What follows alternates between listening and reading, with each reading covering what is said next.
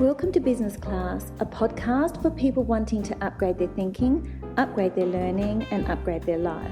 I'm your host, Eugenia Panderhos, founder of Business Class Collective, best-selling author, and life coach. If you're an entrepreneur, a startup, or someone who dreams of reaching their full potential, then you're in the right place. You'll feel empowered and inspired to design the life you've always wanted. Let's do this.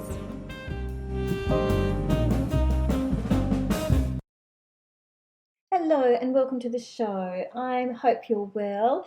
Thank you for joining me on this journey with the Business Class Collective podcast. I love your comments. I love your feedback. I cannot tell you how much it means to me that you're enjoying my podcast series and that you get to revisit some of the older ones, and I still get new messages about them. So thank you so much.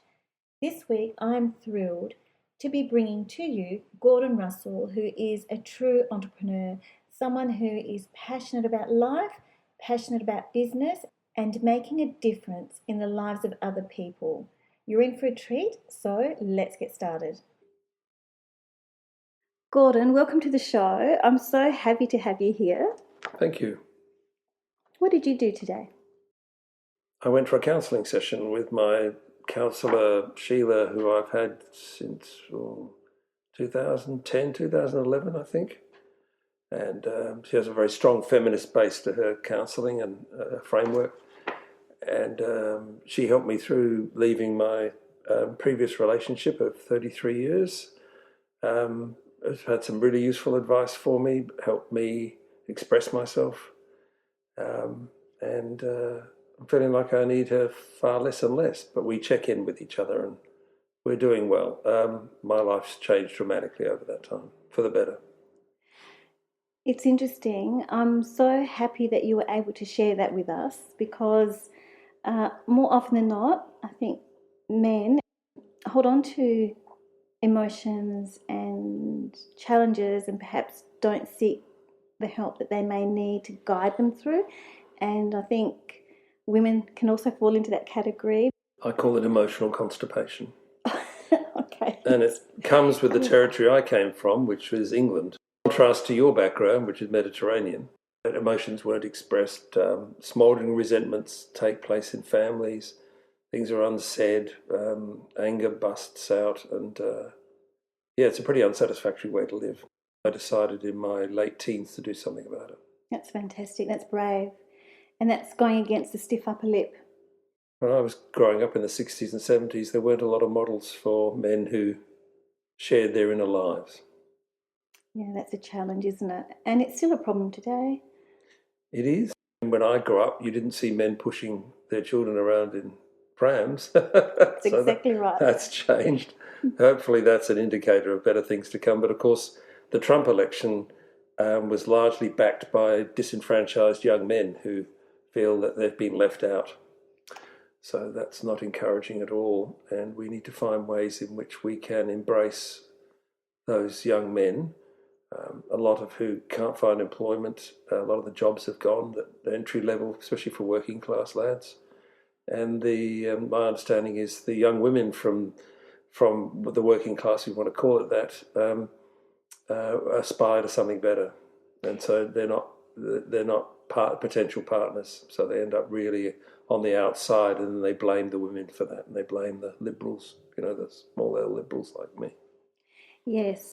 I think when we think about South Australia, because we're in Adelaide, we think about the amount of manufacturing that we had in this state. There were entry jobs for people to start their trades absolutely. Or their careers or their apprenticeships, and that's gone, and that's left a huge gap. Well, GMH was the last big one.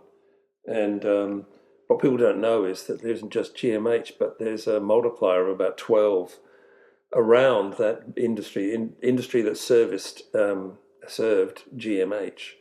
So yes, tens of thousands of jobs just went, and a lot of those young men got caught up in that. Yes. And then it's about purpose and finding your place in the world. The Business Class podcast that I host is about allowing people to share stories and wisdom for other generations and for peers, because we're in this together. Life and business is not meant to be lived alone. And I think the more we can share stories and inspire, the better for our community. I think there's a big shift in how the universe is working at the moment. There's a big shift. It's about collective and collaborating and coming together and building groups. Well, that's how humanity has thrived, is in collaboration, not in competition. Yes. Yes, I agree. And my work with the Think Lab at the moment reinforces that. People helping each other out, supporting each other, encouraging. Yes. Would you like to expand on the Think Lab? Yeah, I've been invited as a contact through the Mill, which is an arts collective in the city that I've been supporting for many years. It's about 60 artists there in Angus Street. And one of the board members, Christopher, I got to know quite like him. He's a lovely Englishman. And we talked around, our common interests. He invited me to take an interest in the Think Lab and to mentor. I'm doing some mentoring of postgraduate MBA students. Curiously, I'm not sure MBAs prepare young people very well at all. I got the impression from them that they all think that, well, not all of them, but many of them in talking with them think that an app is going to solve the world's problem. They don't seem to be able to come to terms with the need for cultural change. That's fascinating, isn't it? Yeah, it's a bit disturbing too. I'm not sure it's the case across all the MBAs, but they need to get some real world experience, I suspect. When I was studying my MBA, I started it off at Adelaide University. What was great about that was the cohort we were older people who had a wealth of experience and knowledge and expertise in our fields, but we learnt from everyone.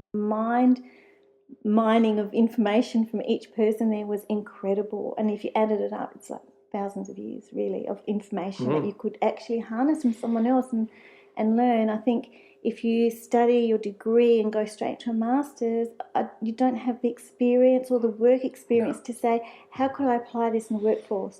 So I think application is critically important when you're studying.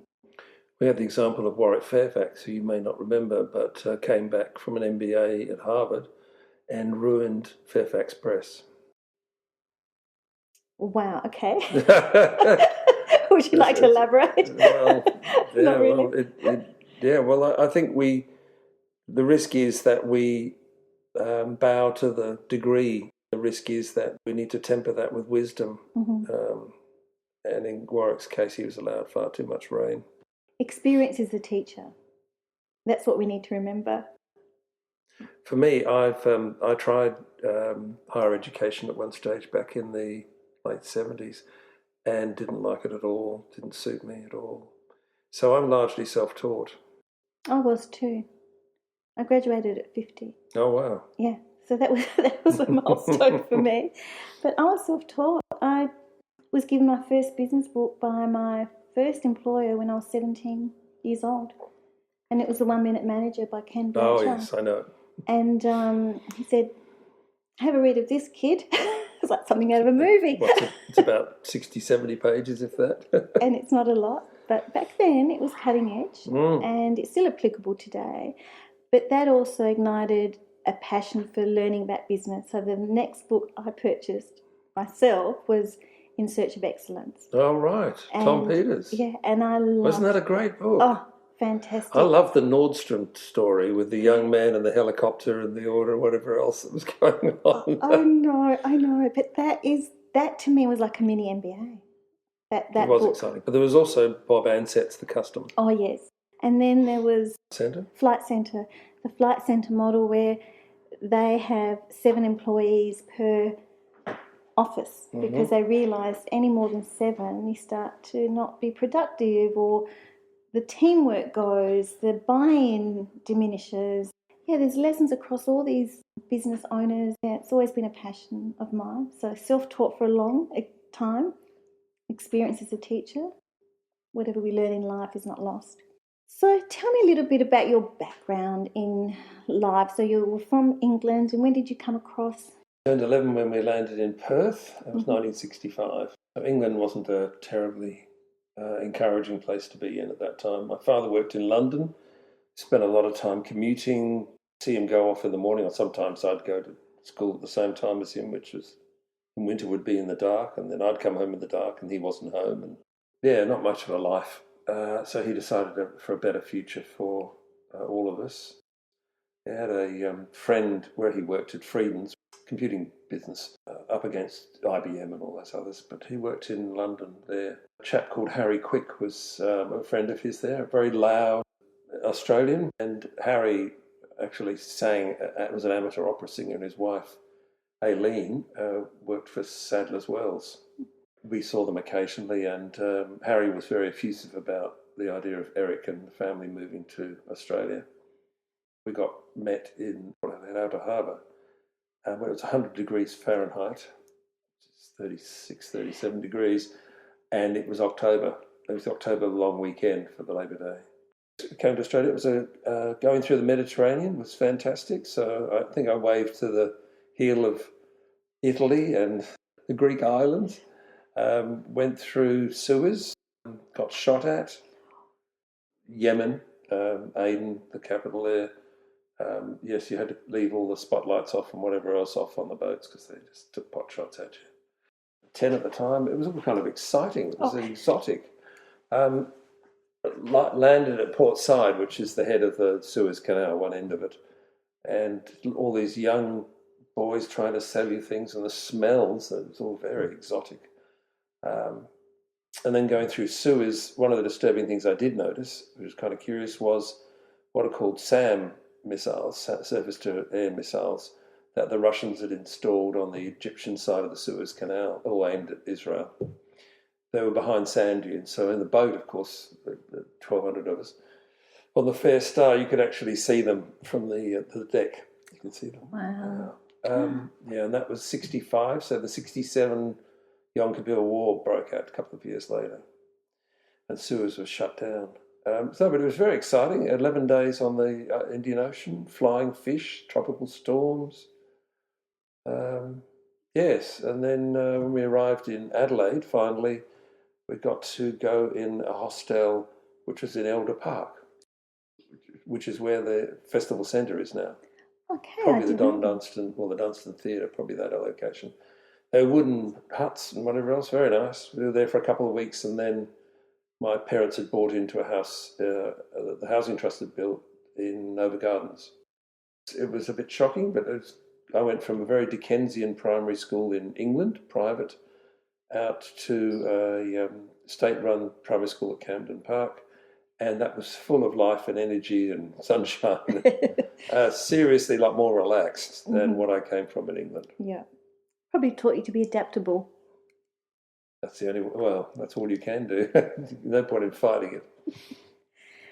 Tell me about the business that you had and what inspired you to start that business.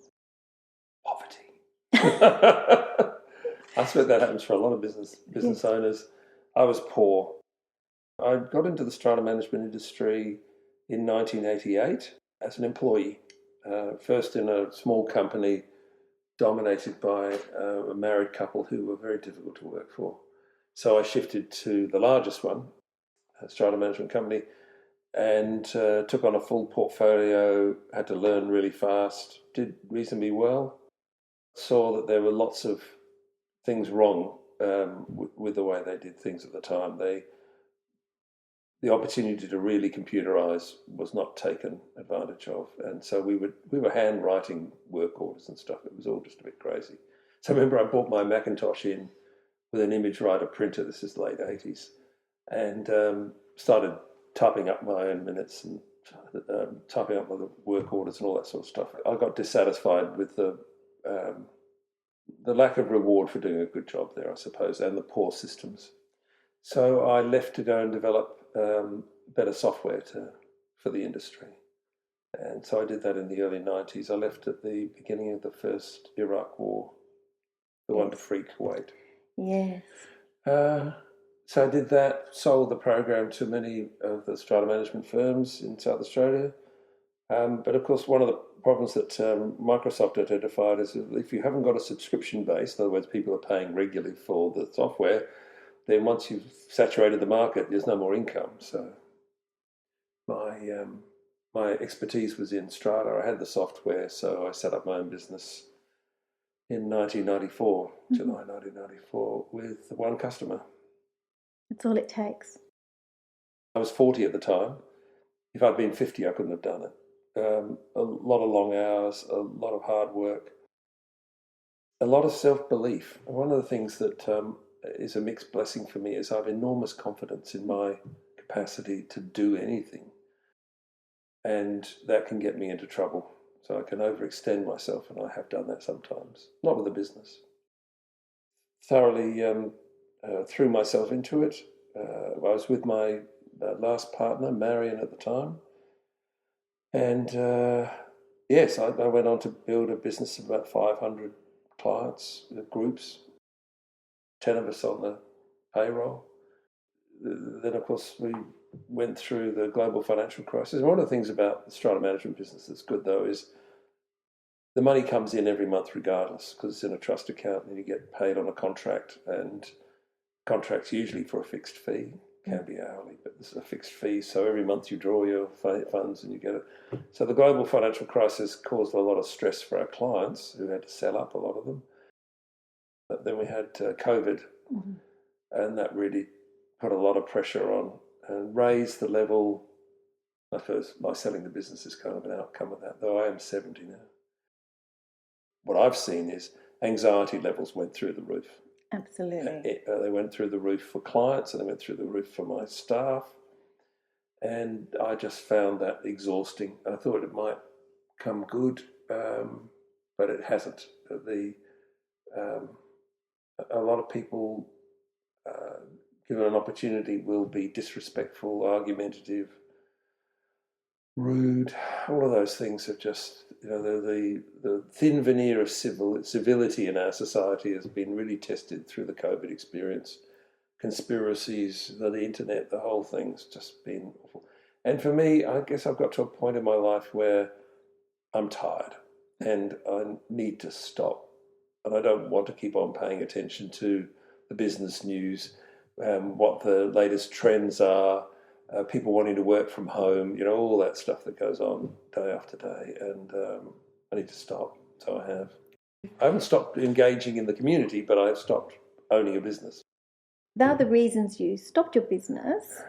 How did you feel? How did you feel when you sold the business and needed to hand over the reins? And relief. Probably should have done it 5 years ago. Good to know when you need to leave or make some changes. And I made a lot of changes. I got a lot of expertise in and worked really hard to turn the business. But in the end, it wasn't enough. And I've run out of patience. yes, A lot of life. I'm tired. And I've got other things to do. The transition it was only the beginning of October in 2024 that I sold the business. And there is a process of transition going on. I'm comfortable with that and pleased that I have sold. So no, there's no regrets. There was a little bit of grief for the first month, but really that's past. Yeah, because the grief gets associated with your identity, what you've known for a long time. How you see yourself, perhaps. Yeah, I don't. No? See, one of the benefits of my life that I've lived is that I have lots of other things that I do. So I've support for the Mill, which is the arts collective. Support for the arts generally. I've helped establish a couple of what are called men's sheds, but they're community sheds for anybody. A repair cafe, and I work in 2 other repair cafes. I've given a lot of money away. I'm strongly involved with the Labor Party. Got to have dinner with Julia Gillard the other day. Took my goddaughter Melanie along because I want her to be around and see powerful women, so she can see that she doesn't have to please others, that she can be her own person, and that's certainly happening, which is wonderful. So I have a much broader life, socially, politically, and in a community sense, and I enjoy the collaboration, especially in the repair cafes and in the sheds. So yeah, I wouldn't say I prepared myself. It's something I needed to do. Before that, I was involved. I was a local government counsellor back in the 80s. In Mitcham Council, I was the president of the local community association. So I'm a classic example of a firstborn child, overachieving to some extent, used to being a leader. Yeah, mostly it hasn't got me into trouble. It's been useful for the people I've been involved with and for me. So I don't feel a loss of status in Good. terms of moving on from the business, no. Good, but you have a very rich life, this huge tapestry. Tell me about the men's shed and how did this start? Men's shed movements started in Adelaide, actually. Mark Thompson started it. He wrote a book called The Lost Tools of Henry Hoke, which is wonderful. Brian Daw was in it from Clark and Daw, the television series, and it was filmed at a friend's place, actually. But there's all a fantasy about various machines and tools that he owned. But anyway, yes, Mark started the men's shed movement, and it's all around Australia. I don't know whether it's overseas or not. We've got quite a few in Adelaide. And the proposition is that men coming together over a cup of tea. Most important tool in the shed is the kettle. And it's a mental health exercise. So it's around woodworking tools and learning skills and helping each other with projects and lots of things. There's a lot of camaraderie. The other thing I'm involved with is the men's table. 200 of those tables now around Australia, which puts it well over 2,000 men, now meet once a month over a meal and a drink, talk from the heart. If I could just read out some of the principles, if that's okay. So the men's shed is about sharing information of stories over a cup of tea. Well, it's about sharing whatever's in your heart at the time. It's a support. Yes, network. Essentially, men, this is not me, but men generally feel more comfortable if they're doing something together. That's right. And so the doing is the shed, and then the cup of tea is the kind of incidental thing that happens, and suddenly, they're talking about their lives or whatever else they're sharing and supported with each other. That's great. And this is the men's circle now, is it? This is the men's table. The fundamentals. We don't talk footy and shit. We share from the heart, highs and the lows. It's about you. You can just listen if you want to. How do we have a conversation? One at a time, no fixing. So there's no solutionism. There's no solving problems. Be conscious of time, respect and embrace diversity. Avoid business talks, politics and religion. And there's a commitment to community, safe and confidential, membership matters, everyone leads. So there are principles for it. That's fantastic. And it's growing very fast around Australia. And what's the age group? We've got somebody who's 39 in our group and somebody who's 84. Mm-hmm. So I guess I don't have experience of other groups, but generally it's more middle-aged men, I suppose, than perhaps in their 30s. Our 84-year-old would probably be the exception, but they certainly get up into their 70s. It's fascinating, isn't it? And it's something that allows men just to be. Yes, being is enough. Being is enough. Instead of doing, or covering up with doing, to be. Yes. And to be in a safe environment. That's the other thing, that doesn't leave the room. The vulnerability can be there. It's a challenge in small towns where they've got tables because they all know each other before. Yes, and they all meet each other in the street. So that's a bit of a tough call. There might be sideways glances. The people in the men's shed and the repair cafe, and they've come from all walks of life. Have some of them been business owners or are they employees? Yes. And they're retired? Yes. Yes. The repair cafe involves men and women. So, but mostly I do the electrics and electronics. And in Unley, which is on this Saturday, there's 7 or 8 of us doing electrics and electronics. 70 to 80 people turn up in the morning for repairs, so they bring all sorts of gadgets and things along.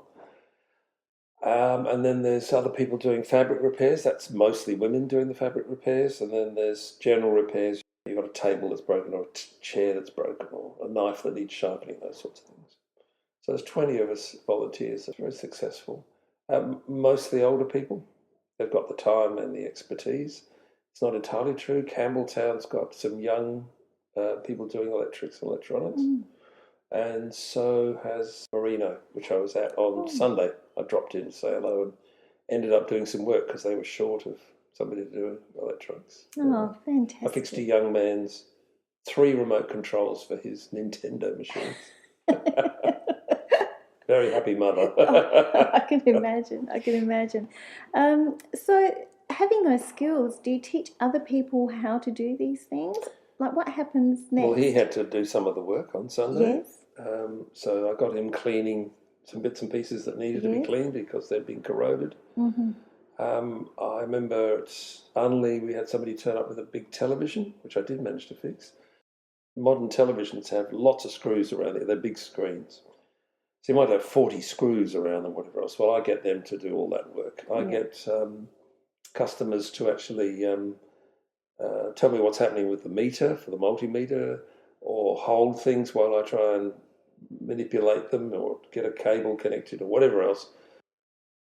So yes, I engage them. That isn't always the case for other people who work there, but I like to get them to do some of the dirty work. Yeah, that's and good. they find that rewarding, actually. Mm-hmm. And even when we can't fix something, and I've had some of those things, we only get about 70% fixed, they'll appreciate the effort that's gone into, and the effort explaining why it's not working and not going to work. Yes, yes. So, and the other benefit of this is it's waste not, want not. It's less things going into recycling or being thrown away. Yeah, well, even e-waste is a bit of a mixed blessing. You know, it can make us feel better that we're dumping it in there, but an awful lot of it goes overseas and it gets into, they melt stuff down in very toxic circumstances.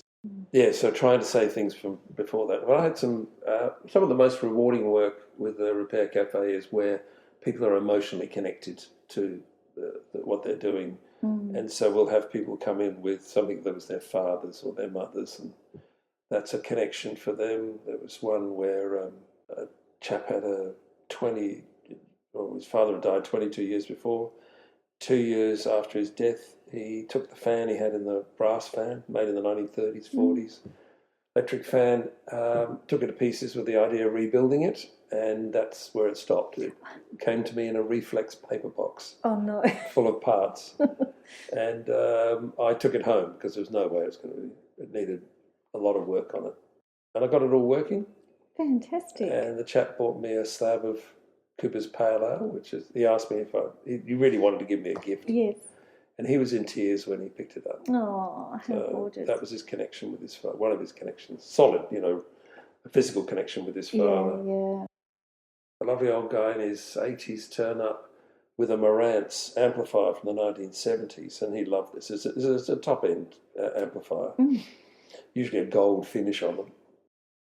Anyway, it wasn't working properly, and I intuited, and this is some of the things that happened after so many years of doing this sort of work, I intuited to tap the board. Now, they've got a printed circuit board in the bottom, and I went round with the blunt end of the screwdriver, the top of it, the plastic end, and tapped, and it turned out to be what we call dry joints. So the solder had stopped being effective, and so there was an area, about 20 joints, and I resoldered all those, and he went away. There was one with a couple that were quite old, probably late 70s, early 80s.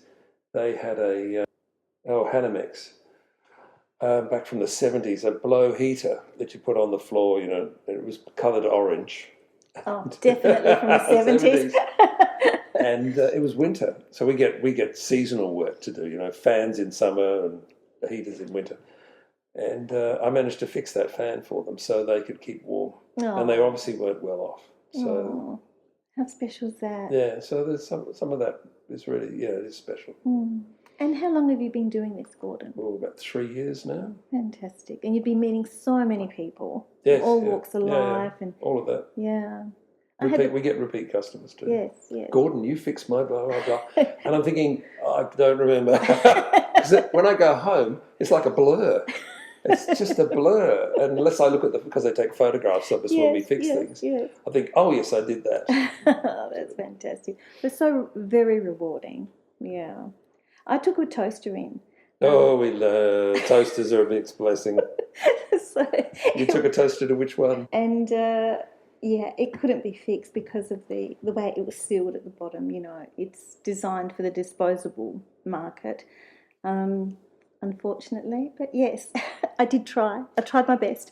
I had one toaster, and toasters really are a mixed blessing because they're poorly made on the whole, and they've got twisted bits of metal to hold them together, and they're just messy. But I had one, and this this is the collegiate effect when people are actually, help each other out. And there was Chris, I think it was at Adelaide, and he was having real trouble because the tamper-proof screws on it, although we've got an awful lot of specialist screwdrivers to deal with tamper-proof screws, these are ones you wouldn't have a screwdriver for. Mm-hmm. And I said, this is my intuition again, I said, how about you turn it on its side and give it a good thump? Oh. And it worked. Did it? So what had happened was the modern toasters, and I don't have a modern toaster, I've got a 1960s Sunbeam Toast-O-Matic, which doesn't have any electronics in it, mm-hmm. is that when you push the handle down, it energizes an electromagnet that holds the metal handle down, so the toast goes, and then when the timer goes off, it releases, the electromagnet goes off and it releases. And most of the time when these things go wrong, it's the electromagnet burns out. Mm. But also some of the time is that crumbs get in between the electromagnet and the lever you push down. Mm-hmm. And so it won't grip, won't hold it. And so my thought was that could be the reason. So turn it on its side, give it a good thump. It knocked the crumbs out and it worked. I love so that that's story. the technique we use now. Give it a thump first, see what happens. I remember people doing that with a television. Bang. Oh, well, yeah. It'll come back on station. Well, I had one in, remember I was, because my father was in electronics with the RAF in England back in the 50s, radar and microwave. And I remember I got there was an inter-school thing happened when I was in matric, and we had an exchange with a school in near the beach in Melbourne. Mm-hmm. And I got to stay with a vicar and his family. And they were just delightful. They really were. But this is the old day of televisions where you had to click around the tumbler. So dunk, dunk, dunk, dunk. It had the channels written on it. And there was no remote for this one. And they watched Channel O a lot, which was sort of Channel 10 in Melbourne at the time. So this is the 1973 or 2, somewhere around there. Anyway, I like to earn my keep when somebody gives me free accommodation and food. And they had matchsticks stuck in the tumbler, the channel changer, because it was tricky. You'd have to move it a bit here and a bit there, and it would come on and off and whatever else. And they had a kerosene heater. And one of the problems with kerosene heaters, which we're pretty rare now, is they coat everything with carbon, a greasy carbon. And that's what had happened to this, and I knew that's what had happened to it. So I got their permission to tear their television apart, and televisions weren't cheap in those days. Yeah. So anyway, allowed me to do it, and I cleaned the whole thing up, and it worked. Oh, it was fantastic. Fabulous. So I earned my keep. And they had a particularly working television. Yeah. Oh, fantastic. It was great. Without toothpicks? No, it was matchsticks. Oh, matchsticks. It was matchsticks stuck in. I thought, what the hell are you doing? So I've always enjoyed fixing things. That's fantastic. Oh, and the arts, so you're interested in the arts and you're a patron of the arts, you're saying? Yes. Yes. Yeah, I've been a sponsor for SALA, South Australian Living Artists. Yes, yeah. Best part of a decade. Mm-hmm. Sponsor a prize. How did you get into that, Gordon? Gosh, now I have to think. It's a long time ago. Mm. I've got a lot of artist friends. Oz Minerals decided to pull out for the following year for their support for this award. And I went up to Penny Griggs, who was the CEO at the time, and said, look, my company will stand in if you'd like. So it started from there. Fantastic. Yeah, I live with an artist because I was raised by an RAF man and a nursing sister mother. It was and my brother and sister went on to be in the police forces. That wasn't good for me. Yes, the discipline and order is great, but it was emotionally constipated, as I say, and I needed to break out. But living with an artist certainly does that. It can be very challenging, the artistic temperament, but being around a lot of young people who are involved in the arts has been really good for my spirit. Yeah, that's refreshing, isn't it? I think young people, you reach a certain age where you're confident in your life and you've learnt from older people. I see them as someone I can learn from, share with and what have you. But equally, I learn from the young ones and I learn from my children, I learn from my nieces and nephews. They've got enthusiasm. Yeah. They've got enthusiasm, and for me now, I consider myself to be an elder. And I've got resources, I've got a bit of time, I've still got some enthusiasm, and I'm happy to make a contribution to their lives, and their youthful spirit makes a contribution to mine. Oh, it does, doesn't it? Yeah. You're so energised. After you've been with young people, it's like, oh my goodness. Giving up work will enable me to really, because I've had to say no to lots of things, and now I'll be able to say yes more often, which will be great. Yeah, fantastic. How do you stay motivated? So what is your driving force for motivation? Gosh, I've always been enthusiastic. Enthusiasm. That's what women tell me they find attractive in me. My enthusiasm. Apart from being 6 foot tall. 6 foot tall and wearing colourful shirts. Yeah, when I gave up wearing ties, I thought I can't go around in a white shirt. So. No, I love it. So good. Who do you have as someone that you look up to that has inspired you in life? My father was a very admirable man, made a contribution to his community, broad-minded. When I have moral dilemmas, I think, and I'm not a practicing Christian, but I think, what would Christ do? And then what would Gough Whitlam do? He had lots of failings, but I've spent time with Gough, and he's a good man, was a good man. And then perhaps Paul Keating, what would he do? So I reflect on those, principally Christ and his teachings. So I try to live a generous, compassionate life. I'm full of judgment, though, so I have a real challenge with that. I can easily judge others. Are you learning to curb that in this? I probably always will. I keep my mouth shut, though. That's probably the best thing to do. You've learned how to tackle it. Well, one of the things about, I learned to meditate in the 80s. One of the things, the techniques is to not engage with the thought. So there's the thought, and you watch it, and watch it go by, and it moves away. So don't get like the clouds. Just like the cows. Okay.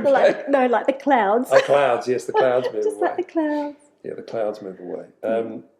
So that's been good for me. I was one of the things that happened to me in the early 80s was, apart from my new relationship with my previous partner of 33 years, was that I joined Bhagwan Sri Rajneesh as an Orange person. And that really helped me learn that life's for celebrating. So that was a great liberation for me. How long were you with the Orange people? Probably 5 or 6 years. Okay. It was a wonderful liberation for me. Okay. So you felt liberated. What else did you learn? Did you learn about yourself? Did you learn more about yourself or more about out there? Oh, yes. And I realised a more spiritual component to my life. Yeah. So I had some strong spiritual experiences. They ran workshops, therapy sessions, all sorts. It was a very broad church. It was wonderful. Yeah. It was very different to the way I was raised. I was going to say, it's like chalk and cheese. Like when I turned up in orange clothes or an orange caftan, and my father was kind of a bit freaked out, poor thing. Yeah, he would have been. Oh, well. So, and you were there for 5 years, and then what happened? It's an ashram here in Adelaide, in Norwood. So visited there, did workshops there, danced a lot. Well, that was while I was doing other things, working and whatever else. Is there a particular book that you've read that has inspired you? Good News for the Modern Man? Yes. That was the New Testament book that came out. So I read that in my late teens, I suppose. Okay. So that wasn't the eye for an eye part of the Bible. It was So I haven't read it since, but it was certainly inspiring to live an honourable life. Yes. To be generous, to be compassionate, to be kind. Other books I might have read. Well, there was the Tom Peters one you talked about. Yes. The Customer, in terms of business. I have a challenge reading, though, and I've had a lot of learning difficulties through my childhood. So reading is particularly difficult. So audiobooks have been a welcome. So looking back on your business journey, is there anything that you could have done to reach success earlier on? I could have done what lots of people do, which is to buy an existing business. But that would involve a whole lot of debt that I couldn't really afford. So I chose not to do that. But I think I got to profit inside 5 years. I remember talking to my accountant. He said, "You made $50,000 profit." I was just in disbelief. So, because businesses, well, a lot of businesses go broke. A lot of businesses fail. What's the percentage? 80% of In small the businesses? first 3 years or Yeah. something, yeah, the first 5 years, it is quite, because, to have an idea and then execute it and deliver on it, it's just so many things, so many moving parts. It relies on a wide range of skills. Yes, absolutely, absolutely. So since my early adult life, late teens, I've regularly had counselling and massage. The massage started because of I've got some congenital problems in my lower back, but generally it's a good way of getting looked after and not having to give back, except for money. The counselling to keep my head straight. I found if you leave it a long time, the risk is you get into a crisis rather than sharing on a regular basis with a counsellor who can give you some perspective so that things don't go off the rails too much. So I found that very useful. I hope that it's becoming more normal to talk about those things in our society, whereas, if you're going to see a psych or whatever else, something wrong with you. So that's certainly helped me get through my life without getting too off the rails from time to time.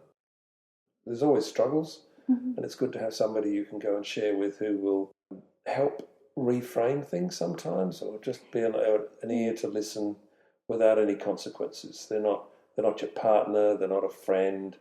You don't have to pay them back in some way or feel you're taking up too much of their time. You can just blather on and bleed all over them, and it's fine. So it's useful. Yeah, that's... Anybody who's running their own business needs to invest in themselves. Oh, absolutely. Whether it's mentors, counsellors, massagers, walks, Well, if you don't, exercise. you may find yourself with no friends. Yes. You need to look after yourself, otherwise there are consequences for your marriage if you're a partner, for your friends. Your life gets out of whack. You can just throw yourself so much into work.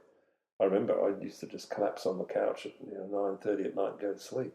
Yeah, exhausted. Yeah, yeah, it's not a good way to be. Yeah, I remember that years ago we'd gone to see the person who wrote "Men Are From Mars and Women Are From Venus," and he talked about, one of the things he talked about was the amount of words in a day that a man can speak confidently, and the amount of words a woman, and it's almost women can speak almost double.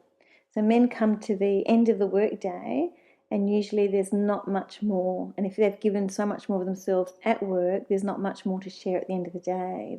It's the last thing they want to do. And women really can talk and share quite openly. So there's a difference in the genders, and I think understanding the difference in genders helps us navigate sceptical about all life that. to a degree. I'm sceptical about that. I remember I had a lover at one stage who was running HR in Mobile at Port Stanvac, and that was a real struggle for her in a man's world. And really, she was just happy to have a massage at the end of the day, rather than talk about it. Yes. So I'm not sure about that. I know my brother was very enthusiastic about men are from Mars, women are from Venus, but I think the risk is we generalise rather than deal with the person. Yes. Oh, and that you're like that because of this, blah, blah, blah. Yeah. So I think it's just interesting, the differences in genders, whether it's correct or not, but there are those perceptions out there, and I know that we have our different roles in life. I think it'd be interesting to challenge it. That model with a woman who's in charge of an organisation. Yeah. I'm not sure that it may well be the circumstances dictate the behaviour rather than their sex. Yeah. I may be wrong. Yeah, it could be. And it could be, how much do you want to share about that particular job? Are you able to share about Well, sometimes you might just want to switch off. Switch off, yeah. I know that when I've come home and my partner wants to talk, whatever it's been happening for her day, I just need 15 or 20 minutes to just stop. Yeah, it's exactly right. And just go away. I just need peace and quiet for a while. Well, I'm different in the morning. I don't want anyone to speak to me. Right. I need to wake up slowly. So you go to Chibo. No. How does that work? But I'm awake much longer than that. By the time I get to Chibo, I'm ready to have a conversation, but not first thing in the morning. So we have our little quirks. What's the best piece of advice that you've received? Just because you can doesn't mean you should. Oh, I love that. So good. So good. Yes, and I've Okay. And it encouraged me to have good boundaries. Yeah. So when to say no, really important. Mm-hmm. Feeling okay to say no. You're going to disappoint people in your life, mm-hmm. and you need to do that to look after your own psyche. So say no when you need to. Yeah. Know your own mind. We're not here to please each other. Okay? So, cut yourself some slack. Just because you can doesn't mean you should. Mm-hmm. And my challenge is I can do lots of things. Mm. So it's too easy for me just to... and people lean on me. And so you're a safe place. Not just a safe place, a very capable place. I make things happen. Yeah. I fix things. You fix things. You're a fixer-upper. Is that a word? I don't know. We'll make it a word. But sometimes it's better just to say no and walk away. And not everybody's going to like that, but just because you should doesn't, you can doesn't mean you should. I think that's something that I've learnt too, Gordon, I think, is having healthy boundaries around situations or what I'm available for.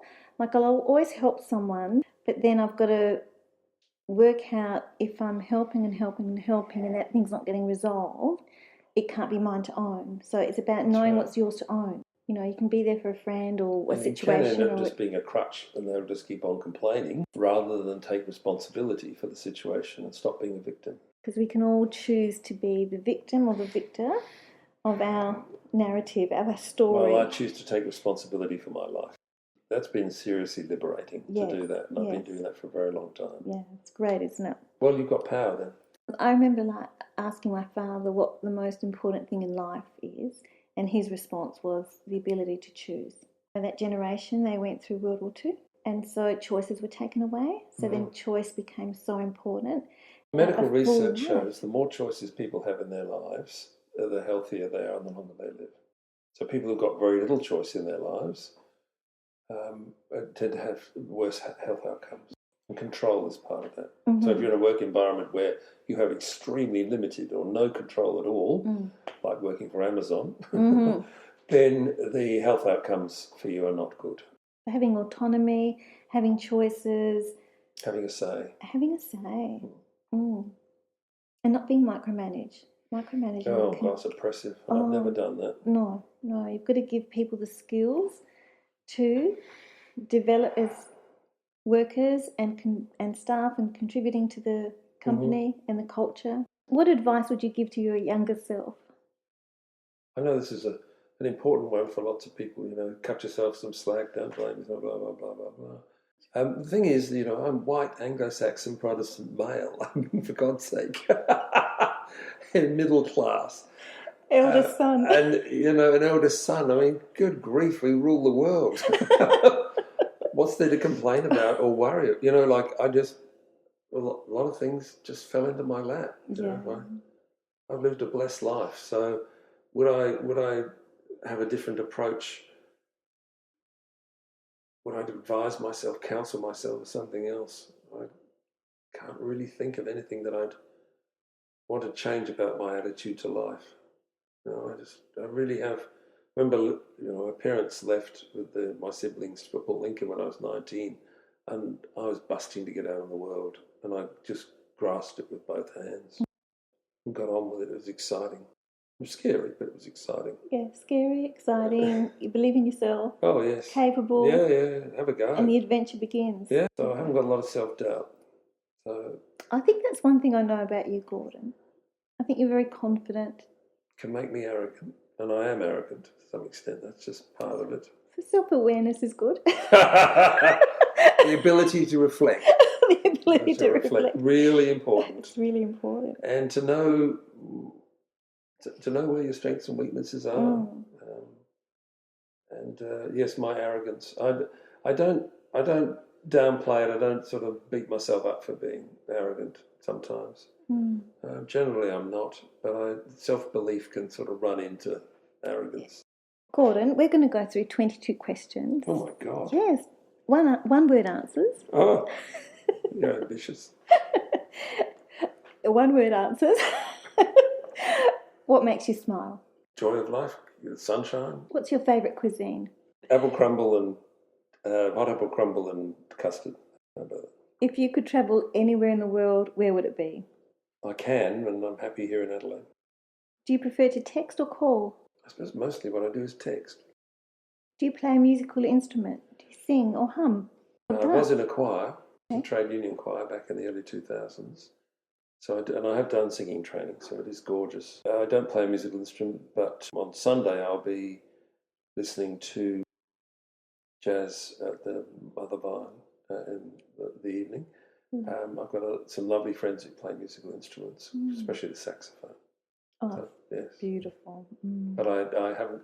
One of the things I know that one of my weaknesses is discipline, and if I wanted to learn to play a musical instrument, I would have to apply lots of discipline and training and all those things, and it's a real weakness of mine. Discipline's a weakness of yours. Wow. Okay. I like order, but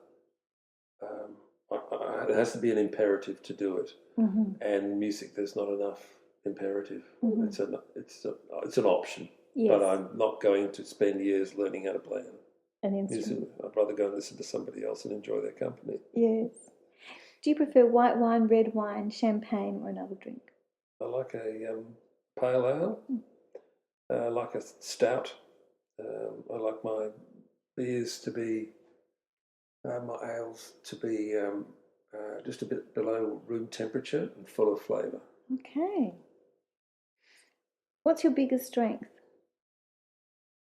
Confidence. If you could catch up with anyone, who would it be? Dead or alive? I meet regularly with the Premier, and that's lovely. I wouldn't mind having lunch with Paul Keating. What's your favourite meal, breakfast, lunch or dinner? Lunch, probably. What's your favourite time of day? The morning. Do you speak another language? No. Spattering of Greek and Italian, that's about it. Is there a cause that you're passionate about besides your men's shed?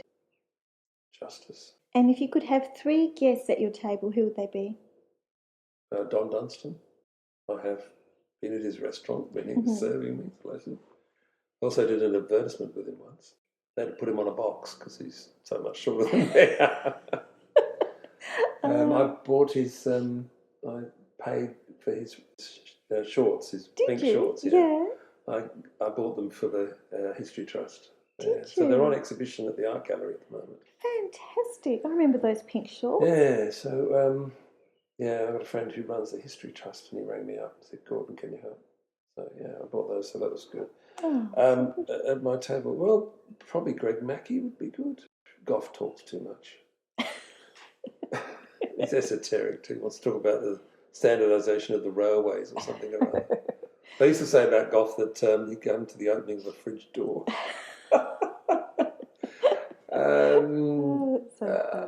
Bob Hawke, I enjoyed it. See, I've had a meal with Julia Gillard. So Bob Hawke, I enjoy it.